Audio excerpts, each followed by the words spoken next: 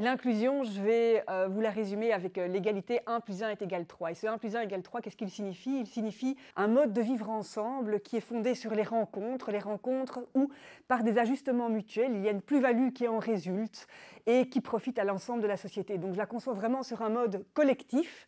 Vraiment, pour moi, l'inclusion, c'est une sorte d'idéal, c'est une valeur, c'est également un cap, le cap inclusif qui est fixé au campus Saint-Louis de l'UC pour les 4 années à venir. Et enfin, c'est un objet d'étude puisqu'au sein de l'université, on est conduit à se réapproprier la notion d'inclusion, l'analyser sous toutes ses coutures, l'instruire à charge et à décharge, déconstruire les stéréotypes qu'elle peut véhiculer également et avancer pas à pas dans une meilleure compréhension de ce que peut véhiculer cette notion. Je pense que Bruxelles incarne la diversité. Bruxelles, c'est Bruxelles cosmopolite, Bruxelles plurilingue, multiculturelle. Bruxelles, c'est vraiment à la fois, je dirais, la douceur et une certaine dureté. La douceur de vivre, parce que je pense qu'il y fait bon vivre. Moi, je suis une vraie bruxelloise qui aime mon lieu d'habitation, mais c'est aussi le choc des différences par définition.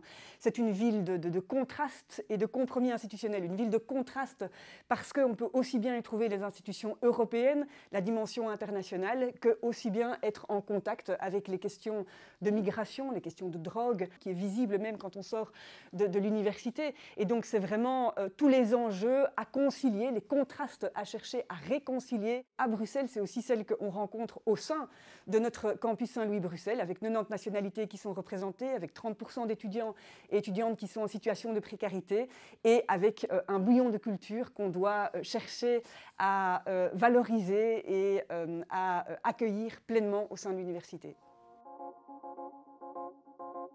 Je vais vous prendre deux exemples qui sont déjà les premières traductions du cap inclusif fixé à l'université. Premièrement, premier dispositif, ce sont les Star Days, c'est-à-dire des journées d'accueil des étudiantes et étudiants de premier bloc où, tout au long de la journée, on cherche à mixer les groupes pour favoriser les rencontres et conduire les étudiants et étudiantes à sortir de l'entre-soi qui pourrait les caractériser dès l'entrée à l'université parce qu'ils arrivent avec leurs copains et copines. L'idée, c'est vraiment de faire des rencontres dès le début et d'être au contact d'autres cultures, d'autres parcours de vie.